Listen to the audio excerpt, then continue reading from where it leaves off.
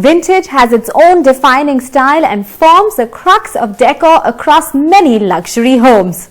On today's episode of Luxe Interiors, we explore all that's vintage through the colonial, Mughal and the Indian Imperial. And while the term vintage may not fit a simple box with a precise definition, anything that is approximately 30 years and older may be considered vintage. Because we had a very strong influence because they came and ruled us, the British colonial style vintaged out, brought down to now, is something that's more popular.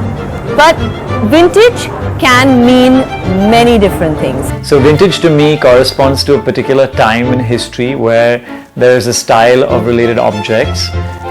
If you are looking at vintage of a certain context, then I would look at all the objects in that corresponding time. A phone, a poster, a piece of furniture. The key question is, what is the period that you want to refer to? Whether it's Art Deco, whether it is, the French, the whole Renaissance, whether it is Gothic, I love vintage. On the show today, we take you to two homes that celebrate history.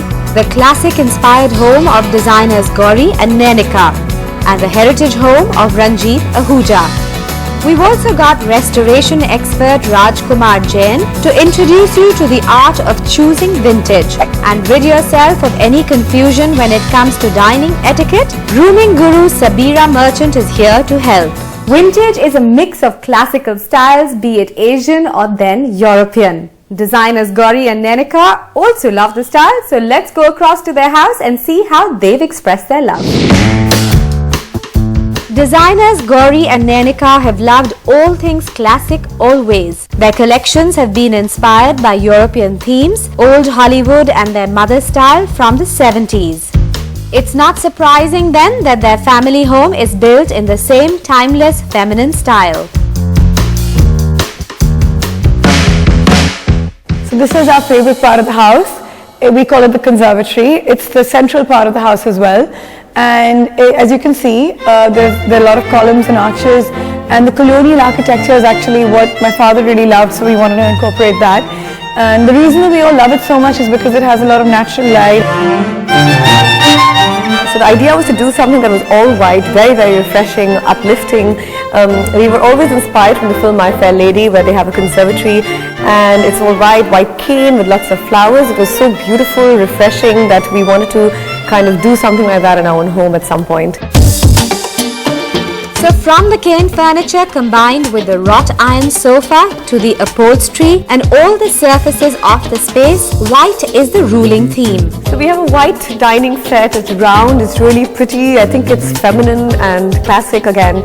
So it makes a statement, yet again it's understated. That's the whole kind of philosophy of the house. Then there's a glass ceiling and you have a fountain as well, and then the sound of the water is actually really soothing, and the whole thing is really fresh and nice, and there's some plants, so you feel like you're outside even though you're inside. In contrast to the conservatory, which is large, is the living room, which is small.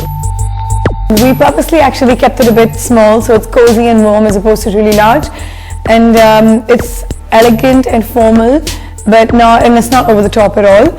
And there's a fireplace at the back. We love fireplaces because it adds so much warmth and you get a cozy feeling with it. And we've got these really nice cushion covers that we have from Andrew Martin that I love, with the crests and logos in them. And we again have some plants, a Venetian mirror. These are two wing chairs over here, which are very grand, and wing chairs actually add a lot of grandness to any room, and they've been upholstered in a beautiful floral fabric which is understated and super classy, I think. What you will also see in their living room are Persian carpets that are a family inheritance. What strikes one about the dining room is that it has also been designed to be warm and cozy with its deep red walls and its dark wood flooring. It's separate from the living room. It's not like one big space that's merged into each other like you see lots of homes have, like, a living room and a dining room combined. I mean, a dining room is like a family room in some sense, we all sit together, have our meals, spend a lot of time here. So the dining table is again white to kind of complement, to go with the rest of the house. It goes with the white French doors. It's kind of very nice against the burgundy. It's very classic. We've got these oval dining chairs that are with a floral print. The swimming pool in the backyard has a simple classic shape and forms the central design feature here. What's really nice is that you feel like you're on holiday. It almost feels like a resort. There's a lot of peace. You can hear birds chirping. There's so much greenery and the vast expanse of the green grass and the palm trees. You don't feel like you're in a landlocked area. You somehow feel like the beach might be around the corner. Or, every time I come here, I feel like I can just relax, forget about everything. Swim or sunbathe or just listen to music and chill out. It's really nice. A structure that reflects their personalities and transports them back in time to their favorite themes and styles, Nainika sums it perfectly. It's been like a dream project, and actually to make your dream house and then live in it has really been wonderful. Whether you go vintage or not, old school dining table etiquette cannot be ignored. Wouldn't you like to know how to lay that perfect table or then the rules to follow? Expert coach Sabira Merchant tells us how.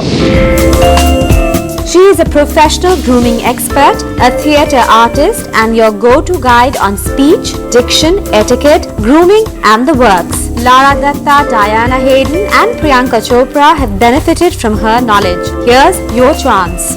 Good manners and etiquette are never out of style. They're always timeless. So here I am seated at my table, and I'm going to have a quick look at the world of fine dining. What do I have in front of me? I have the forks to the left, the knives to the right, and the dessert spoon right on the top of the napkin. Your table varies according to the courses you have planned. While things can get elaborate, a basic 5-course meal would have a butter knife, a soup spoon, a salad fork, a fish fork and knife, and a meat fork or dinner fork and knife, and of course a dessert spoon. The first thing that I should do is to grab hold of the napkin, spread it open on my lap, because the napkin is there to protect the food that might fall on my lap. Now just remember that if you're confused about where to start, it's always from the outside to the inside.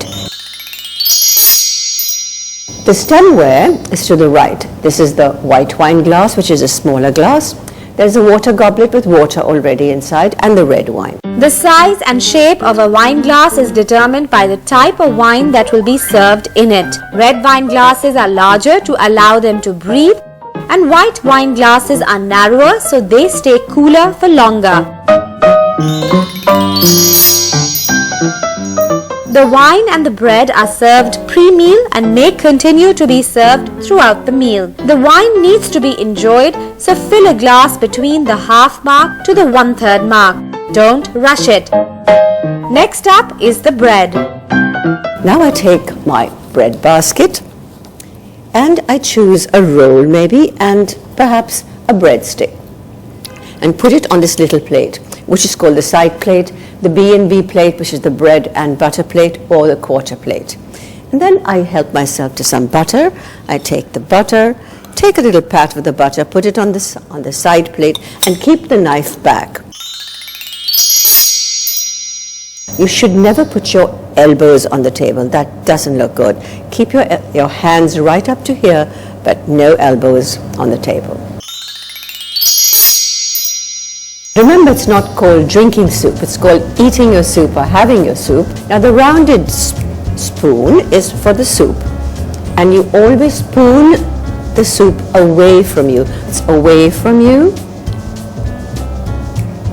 and drink. Remember too that when a little bit of soup is left, you have to tilt the soup plate away from you. That the soup is served, of course, steaming hot to you, but you don't try and cool it down by spooning it this way or by blowing at it. You just let it be. If you suddenly feel like sneezing, the napkin is there to help you. And if something is stuck in your mouth, you just help yourself to the napkin, take it and put it into the side plate. When I need to leave the table, what do I do with the serviette? I have to keep it on the chair handle. Never put it on the table. That is your terminal position. There is no fixed order to what follows the soup. It could be a salad or even the main meat or fish course. But how do you indicate that you have completed each course? Here's a tip. This is the open position, the fork to open to the left and the knife to the right. And this means, waiter or anyone, don't take my plate away. But once you have finished your meal, you keep it at about 5:30 or 6:30 as you see it as a face of a clock. And that means I have terminated, I don't want to eat anymore. Before you know it, it's dessert time. Remember, it's not called dessert, but dessert. And your spoon is good enough. You don't need the fork for this. So be innovative when you have a dessert and when you serve it. You can serve it in a margarita glass like this. You can serve it in a champagne glass or a flute. You can serve it in a little bowl. You can serve it in a leaf. There are no hard and fast rules. So here goes. The perfect way to end a meal is by having a small shot of espresso. That's if you're up to it and if you don't have any problems with your sleep. If you're fortunate enough, you might be offered a liqueur. Now remember that liquor is a word that encompasses all alcohol. It's called liquor. But liqueur is what you have after a meal. And there are various kinds of liqueurs. There's a strawberry liqueur, there's a coffee liqueur. So that also can be had as a digestive. What you start off your meal with is called an aperitif, and when you finish off your meal, it's called a digestive. So whether you're throwing a formal dinner or simply attending one, you are now etiquette prepared. Looking for a collector's item is no child's play. If you're wondering where to go look for that unique and rare item, take a look at the list we've made. It will leave you spellbound. Whether you're an authentic vintage seeker or you like modern-day distressed finish adaptation of vintage, there are plenty of furniture and accessory options. Trust Sarita Handa with her expertise in fabrics and embroidery to put a twist on your dining chair. While the seating side of these chairs are simple, the backs are elaborate with European-inspired embroidery. Perfect for the understated row. Antique lamps are charming and you will be spoiled for choice with the range at Teher Ali. Red is our hot pick for you. Whether you like embossed blown glass or red designs on transparent glass, you decide. Distressed finish furniture has been a rage for a while now, with the trend going strong still. You can get a piece of the pie with these chairs from Magnolia. Its vibrant upholstery works are great contrast for the muted white structure. Love angels, put this mirror from the big door into your home and it will be plain for the world to see. It will also bring in some European vintage into your home. You can bring in vintage into your garden furniture with the iron table and chair set from the big door. It comes with that added look of patina for that old-time feel. Yesterday trunks get a modern-day makeover with the trunk stack from our house. Painted in vibrant colors and distressed and given a dark tint, this is a great option for storage while adding charm to your space. Aged and weather-beaten pieces from the past get a facelift. Stay tuned, that's after the break.